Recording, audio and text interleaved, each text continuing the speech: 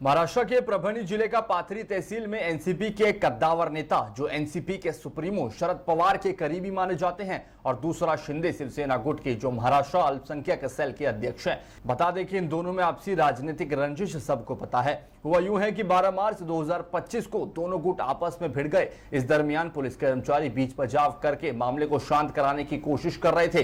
वहीं शिंदे गुट के एक पदाधिकारी ने पुलिस कर्मचारी को जोरदार थप्पड़ जड़ दिया। इस वक्त पुलिस अधिकारी के कान में हेडफोन था।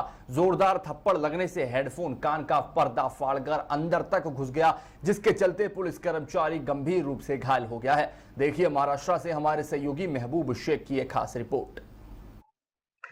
महाराष्ट्र में कुछ ऐसी घटनाएं घट रही है कि जिसको देख के ये लगता है कि पुलिस और कानून का कोई भी डर नहीं रहा है। जैसे कि आप जानते होंगे बीड जिले के अंदर सरपंच जो एक छोटे से गांव के एक सरपंच को बड़ी ही क्रूरता से, निर्दयता से उनको पीट कर मारा गया। उसके बाद जालना जिले में जो घटना घटी है उसमें भी एक गांव के युवक को पुरानी रंजिश को लेकर उसको पीटा गया, उसके बदन से कपड़े निकाल कर उसको दागा गया।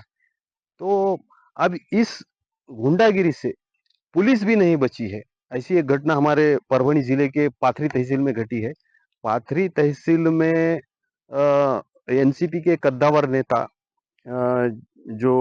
और दूसरे एक शिवसेना शिंदे गट के एक नेता है। ये दो गुटों में आपसी रंजिश को लेकर जो मारपीट हुई, जो रोड पर मारपीट हुई, और उस मारपीट को कंट्रोल करने के लिए स्थानिक पुलिस कर्मचारी बीच बचाव करने के लिए जब वहां पर जाते हैं तो उस जो राजनीतिक गट थे वहां पे, दो राजनीतिक गट के जो पदाधिकारी थे वहां पे, जो झगड़ा, जो भिड़ंत हो रही थी, जो मारपीट हो रही थी, जो हाथापाई हो रही थी, उसे रोकने के लिए पुलिस कर्मचारी जब वहां पे गए तो उस पुलिस कर्मचारी को उसी राजनीतिक गुट के कोई पदाधिकारी ने उस पुलिस कर्मचारी के गाल पे एक जब थप्पड़ जड़ दिया, बड़ी जोर से, पूरी ताकत से थप्पड़ जड़ दिया। हुआ ये कि उस वक्त उस पुलिस कर्मचारी के कान में हेडफोन लगा हुआ था और वो थप्पड़ मारने के वजह से वो हेडफोन कान का पर्दा फाड़ के जब अंदर घुस गया तो वो पुलिस कर्मचारी बुरी तरीके से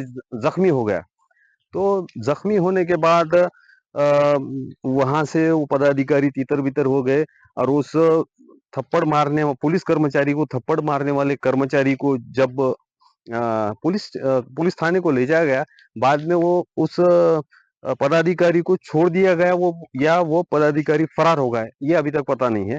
मगर पुलिस कर्मचारी गंभीर जख्मी हो गया है, ऐसी जानकारी मिली है। तो कहने का मतलब ये है कि अभी इस राजनीतिक जो गुंडागर्दी है उससे पुलिस प्रशासन भी नहीं बचा है।